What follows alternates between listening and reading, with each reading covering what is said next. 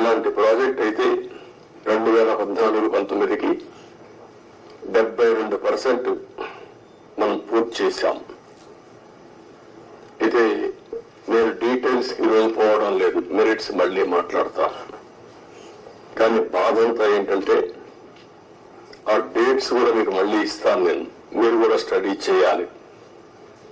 ఈ రాష్ట్రంలో ప్రతి ఒక్కరు కూడా అర్థం చేసుకోవాల్సిన అవసరం ఉంది. ఒక వ్యక్తి రాజకీయాలకి ఉండదగ్గ వ్యక్తి కాని వ్యక్తి రాజకీయాల్లోకి వచ్చి రాష్ట్రానికి ఒక శాపంగా మారి, ఎందుకు నేను ఈ మాట వాడుతున్నానంటే ఇది ఒక ఉదాహరణ.